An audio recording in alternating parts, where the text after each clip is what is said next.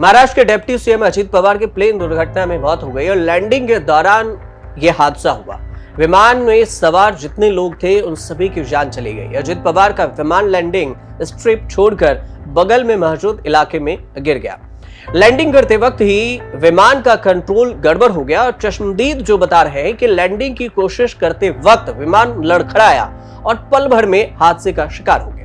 Crash होने के बाद करीब 5 धमाके हुए और विमान आग के गोलों के में लपेट गया और इस तरह से धू-धू कर जलने लगा। 66 साल के अजित पवार के इस दुर्घटना में मौत हो गई। जिस प्लेन में अजित पवार सवार थे वह लेजर जेट 45XR का VSR लिमिटेड से था, जो कि भारत के प्रमुख नॉन शेड्यूल चार्टर विमान ऑपरेटेड कंपनी है। उनके परिवार को यह सदमा ऐसे वक्त में लगा है जब पिछले साल ही उनके बेटे की शादी हुई थी। तो सबसे पहले अजित पवार के परिवार में कौन कौन है ये समझते हैं। उनकी पत्नी है सुनेत्रा पवार, साथ में 2 बेटे जय और पार्थ शामिल हैं। इसके अलावा उनकी मां है आशा पवार, जिन्होंने अपने बेटे के सीएम बनने के सपने देखे थे, लेकिन ये अधूरा ही रह गया। शरद पवार के भाई हैं अनंत राव। राजनीति में शरद पवार से देखे तो उनके शरद पवार से ही गुण सीखा था उन्होंने। सिर्फ जय पवार की अभी शादी हुई है, पार्थ पवार अनमैरिड हैं। जय पवार की शादी ऋतुराज पटेल से हुई है और अजित पवार ने अपने परिवार में कुल 4 सदस्य अजित पवार के, एक पत्नी है, अब 2 बेटे हैं, एक बहू है। अब ऋतुजा उनकी बहू का नाम है। 1985 में विवाह के बंधन में अजित पवार सुनेत्रा पवार से बंधे थे और राज्यसभा के वो सदस्य थे। अब सुनेत्रा पवार की बात अब आती है तो अजित पवार का पूरा कुनबा समझना जरूरी होता है कि अजित पवार और शरद पवार के कुनबे में कौन है। तो सियासत के बेताज बादशाह कहे जाने वाले अजित पवार ने अपने चाचा शरद पवार की उंगली पकड़कर राजनीति में कदम रखा। उन्होंने राजनीतिक कौशल के जरिए पार्टी को महाराष्ट्र में मजबूत बनाया।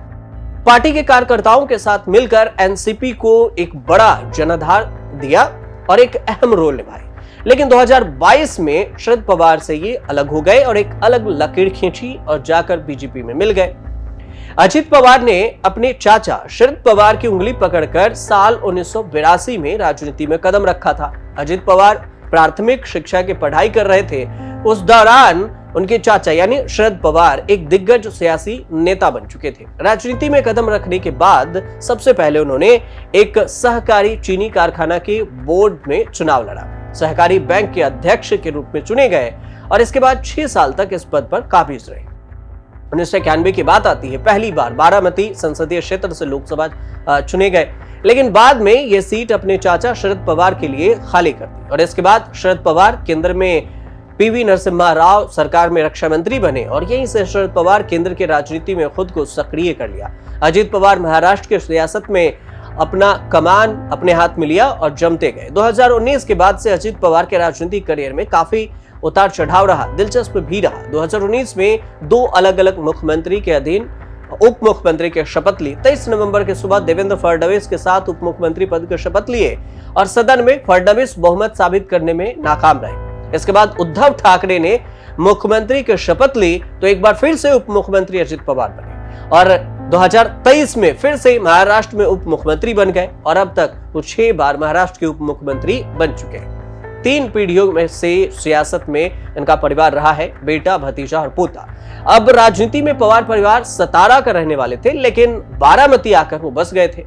पवार के परिवार के पास जो किसान है वो किसानी परिवार रहा। गोविंद राव परिवार स्थानीय संघ के नेता भी रहे। मां शारदाबाई थी जो बोर्ड के सदस्य थी।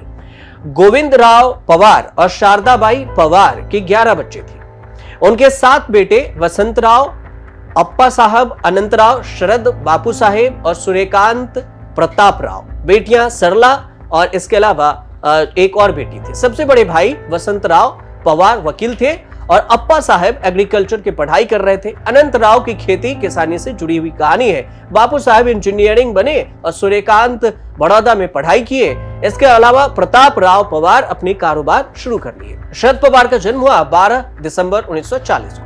पढ़ाई के दौरान ही वो छात्र राजनीति में सक्रिय हो गए। 1998 में कांग्रेस से जुड़े। 1962 में युवा कांग्रेस अध्यक्ष बने। 1967 में कांग्रेस टिकट पर बारामती से विधानसभा चुनाव लड़ा। 27 साल की उम्र में पहली बार विधायक बन गए। सार्वजनिक जीवन भी ये जी रहे थे, लेकिन उनके परिवार में बहुत कम लोगों की ये जानकारी होगी उनके परिवार को लेकर कि कहा जाता है कि शरद पवार के बड़े भाई अप्पा साहब के बेटे राजेंद्र राजनीति में आना चाहते थे, लेकिन परिवार के एक सदस्य अजीत पवार पहले ही राजनीति में आ चुके थे, इसलिए उनका सपना पूरा नहीं हो सका। अप्पा साहब के दूसरे बेटे रंजित हैं। अनंतराव पवार के भी दो बेटे श्रीनिवास और अजीत हुए। श्रीनिवास तो राजनीति में नहीं आए, लेकिन अजीत पवार उसमें राजनीति में कदम रखे और 90 के दशक से ही राजनीति में आ गए।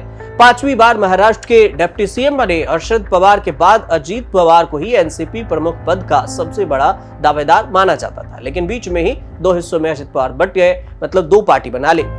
पूर्व क्रिकेट एसोसिएशन के भी रहे। इनके बेटे हैं प्रतिभा, और प्रतिभा पवार राजनीति से दूर रहे, लेकिन एनसीपी में उनका अच्छा खासा दखल रहा है। शरद पवार की बेटी सुप्रिया सुले राजनीति में रही और सक्रिय हैं बहुत अभी भी। 2006 में राज्यसभा के सांसद बनी। 3 साल तक राज्यसभा में रहने के बाद 2009 में उन्होंने पहली बार बारामती से लोकसभा चुनाव लड़ा। 2009 के बाद 2014, 2019, 2024 में सुप्रिया सुले बारामती से सांसद चुने गए। अब आती है तीसरी पीढ़ी की बात। तो तीसरी पीढ़ी राजनीति में एंट्री हो चुकी थी। अजीत पवार के बेटे पार्थ भी राजनीति में एक्टिव। तो कुल मिलाकर अगर आप देखेंगे तो अजीत पवार और शरद पवार के जो परिवार हैं, उनका जो पूरा कुनबा है ये राजनीति में रहा है, और 3 पीढ़ी से शरद पवार के जो कुनबा है वो राजनीति में रहा। अब अजीत पवार नहीं है, अजीत पवार का निधन हो गया, तो इस बीच में उनके परिवार को लेकर चर्चा होने लगी कि अजीत पवार के परिवार में कौन कौन है।